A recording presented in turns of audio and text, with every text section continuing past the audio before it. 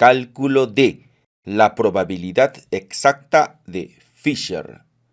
Nos encontramos relacionando a las variables categóricas de dos en dos.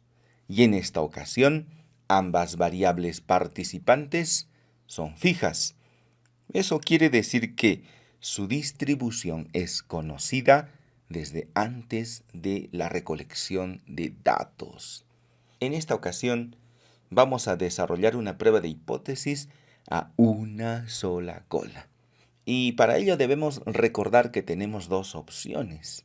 Para poder plantearlas correctamente, siempre debemos enfocarnos en la hipótesis H1, llamada también hipótesis del investigador, porque H0 no hace más que oponerse a H1 en cualquier situación. Imaginemos que tenemos dos grupos, grupo A y grupo B. Una hipótesis a dos colas plantea la diferencia entre el grupo A y el grupo B. Una hipótesis a una sola cola tiene dos versiones. La primera, donde el grupo A es mayor que el grupo B, y la segunda, cuando el grupo A es menor que el grupo B. También es importante recordar la nomenclatura de una tabla de contingencia de 2 por 2. Sí, el test exacto de Fisher solo puede ser calculado en una tabla de 4 núcleos, tetranucleada o tetracórica. La probabilidad exacta de Fisher se calcula a partir de una razón, a partir de una división. En el numerador, el producto de los factoriales de los 4 marginales, y en el denominador, el producto de los factoriales de los 4 núcleos, incluyendo al total del grupo. Veamos un ejemplo. Al interior de la tabla tenemos los núcleos 3, 11, 7 y 4, siendo los marginales 14, 11, 10, 15 y el total 25. La probabilidad exacta de Fisher es una razón donde en el numerador multiplicamos a 14 factorial, 11 factorial, 10 factorial y 15 factorial. En el denominador, 3 factorial, 11 factorial, 7 factorial, 4 factorial y finalmente 25 factorial. El resultado, 0,036. Nos vamos a nuestra hoja de trabajo donde encontramos ya nuestro primer planteamiento. Un visitador médico debe repartir muestras médicas a los médicos de un hospital, pero no le alcanza para todos.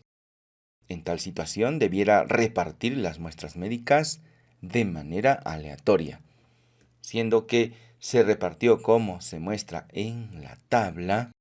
La pregunta que nos hacemos es, ¿acaso el visitador médico tiene favoritismo por el sector A del hospital? Si observamos la tabla, son 50 los médicos de este determinado hospital. Y el visitador médico tiene apenas 38 muestras médicas. Eso quiere decir que 12 médicos se quedarán sin recibir la denominada muestra médica. Adicionalmente, en el sector A trabajan 30 médicos y en el sector B trabajan 20. Resulta que este visitador ha entregado 26 muestras médicas al sector A y nada más 12 muestras médicas al sector B. Si obtenemos los porcentajes o frecuencias relativas, al sector A le entregó 26 de 30, que sería 86,7%. Y en el sector B, 12 de 20, que hace apenas 60%. Vamos a plantear el ritual de la significancia estadística. Y como siempre, la pregunta del investigador, si la colocamos en forma afirmativa, se convierte en la hipótesis H1, hipótesis del investigador. Fíjate que no se trata de una hipótesis a dos colas, no estamos buscando únicamente diferencias, sino que claramente estamos planteando que el visitador médico habría entregado más muestras médicas al sector A respecto del sector B.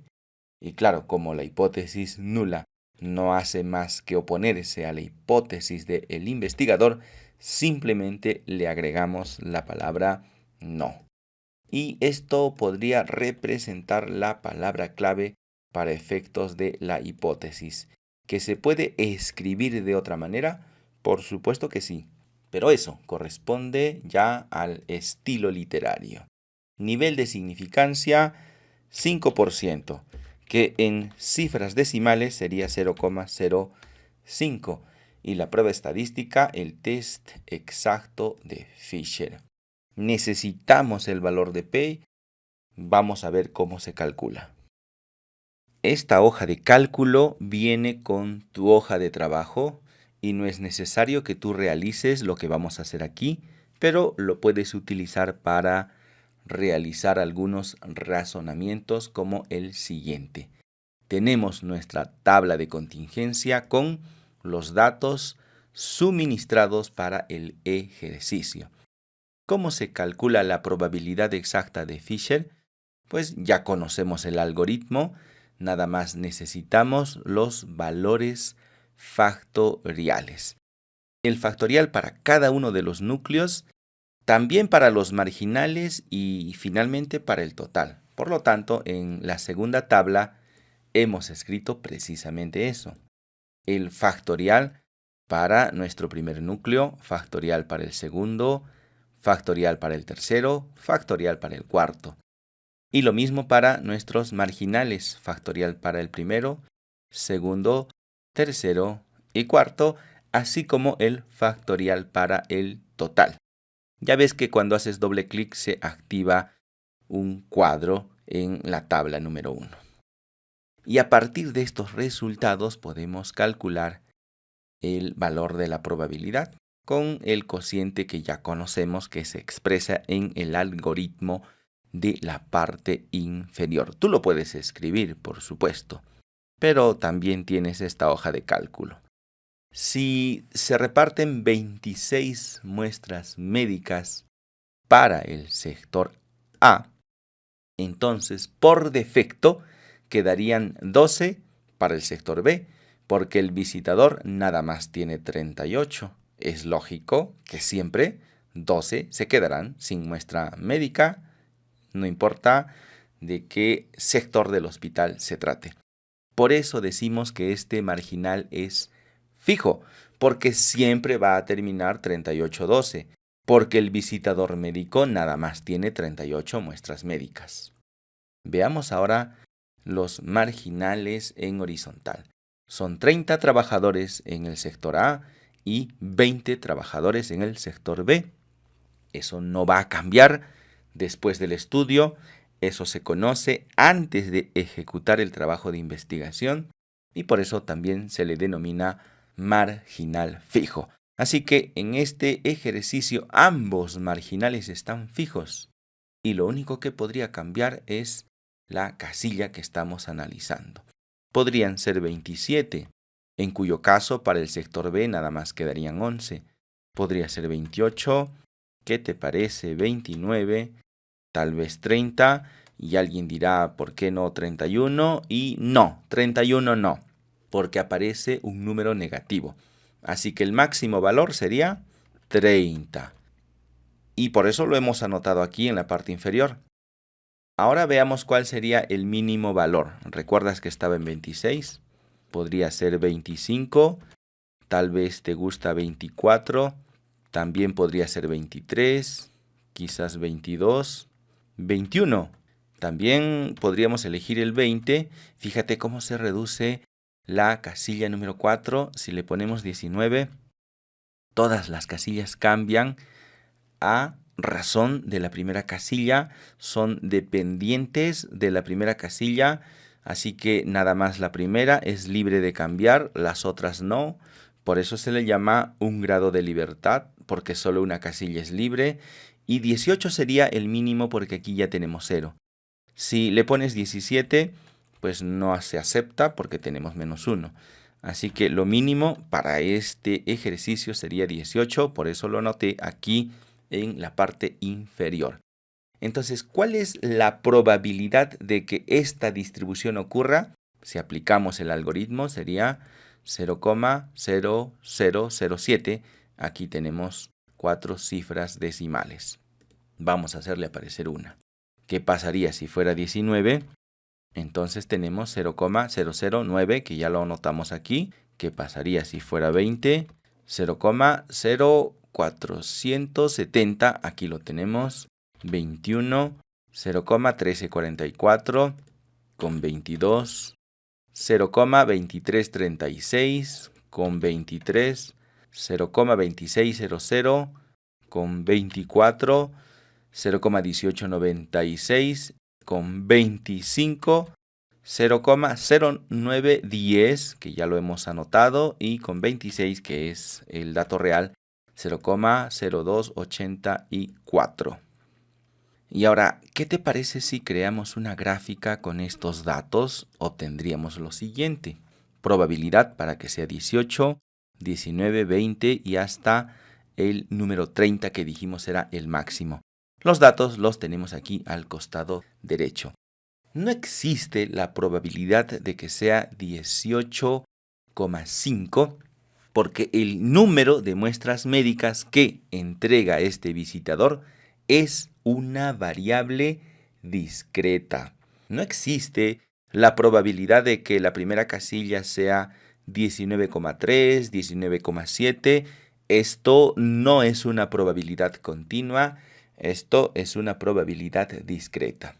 Por esta razón, aquí no obtenemos un histograma, sino más bien probabilidades exactas. ¿Y por qué se dice que son exactas? Pues porque no son continuas o no corresponde a una distribución continua. Y ahora veamos la pregunta. Nos dice: el visitador médico tiene favoritismo por el sector A del hospital, que lo habíamos convertido en hipótesis H1, hipótesis del investigador. En la tabla, claramente el visitador entregó al sector A una proporción de muestras médicas mayor que al sector B. Y claro, si hubiese entregado 27, igual seguiría teniendo favoritismo, porque el porcentaje aumentaría y disminuiría para el otro grupo. Y lo mismo para el 28 y hasta el número 30 que dijimos. Vamos a dejarlo en su valor original. Y esos cálculos ya lo hemos realizado en esta hoja de Excel. Vamos a retirar la suma y dijimos que si el visitador médico entrega 26 muestras médicas al sector A, es probable que tenga favoritismo, pero si así fuera, de haber entregado 27 también lo tendría. Y lo mismo con 28, 29 y 30. Así que la probabilidad de que tenga favoritismo es la suma de todas estas probabilidades. Le daremos clic en sumar y tenemos el resultado: 0,0348, que lo hemos anotado aquí y viene a ser la suma de la probabilidad que en la casilla A hayan 26 unidades. También podría ser 27, eso también sería favoritismo, 28, 29 y 30. La suma de todo esto, 0,0348. Pero en la práctica tú no vas a realizar los cálculos a mano, que este razonamiento nada más lo hicimos para ver de dónde sale la probabilidad exacta de Fisher y por qué se llama así. En la práctica lo realizamos con el software. En el menú Analizar, Estadísticos Descriptivos, Tablas cruzadas o tablas de contingencia, trasladamos el sector del hospital a filas las muestras médicas a columnas. En estadísticos no hay una opción directa para Fisher porque esta es la relación entre dos variables categóricas. Entonces seleccionamos chi cuadrado, ahí nos dará el resultado de Fisher. Continuar, y si quisiéramos replicar la tabla que ya la tenemos completa, serían porcentajes en forma horizontal por filas. Entonces en casillas, porcentajes por filas, continuar y aceptar. En buena cuenta la tabla ya la conocíamos, pero lo que buscamos en este momento es el resultado de la prueba exacta de Fisher a una sola cola. 0,0347, que si lo redondeas sería en 8. Y este es el resultado de P, que como siempre lo pegamos en nuestra hoja de trabajo. Esto es un ritual, siempre se desarrolla de la misma manera. Si lo quieres expresar en porcentaje, nada más le corres la coma decimal en 2 posiciones y el resultado ya es un porcentaje. Lo vamos a copiar porque en la parte inferior, para la lectura, vamos a escribir lo siguiente: con una probabilidad de error del, pegamos la magnitud del p-valor y enseguida copiamos y pegamos la hipótesis H1, hipótesis del investigador. Esta magnitud de error, esta probabilidad de que te equivoques, está bien baja, está por debajo del nivel de significancia. Por lo tanto, nos quedamos con H1, la cual dice que este visitador médico tiene favoritismo por el sector A del hospital. Si te fijas, para desarrollar el ritual de la significancia estadística, solamente hace falta conocer el valor de P. Para ello utilizamos el software estadístico y en el caso específico del test exacto de Fisher no tiene un estadístico como sí lo tiene chi cuadrado de Pearson. Tenemos un valor de chi cuadrado, tenemos un valor de P, pero para el caso de la prueba exacta de Fisher no tenemos un estadístico porque el valor de P no se calcula a partir de algún estadístico, lo que sí ocurre en chi cuadrado, porque el valor de P se calcula en función de su estadístico. En Fisher se calcula directamente tal como lo hemos visto en la siguiente presentación. Una diferencia importante es que chi cuadrado es una probabilidad asintótica. La línea que describe la distribución nunca llega a tocar al eje de las abscisas. Esta extensión es hacia el infinito. Probabilidad continua. Mientras Fisher es una probabilidad exacta, es la probabilidad hipergeométrica y no se extiende hasta el infinito. Porque si te fijas, en realidad esto es un conteo, el número de muestras médicas que le toca a cada sector del hospital. Y si estás pensando que el conteo no es una variable categórica, más bien es una variable numérica del tipo discreto, estás en lo correcto. Por eso es que no se aplica el chi cuadrado, sino más bien una prueba para distribuciones de variables discretas y específicamente la hipergeométrica, prueba exacta de Fisher. Completa tu hoja de trabajo con todos los elementos que se mostraron en la siguiente presentación. Puedes utilizar la hoja Excel para realizar tus propias demostraciones.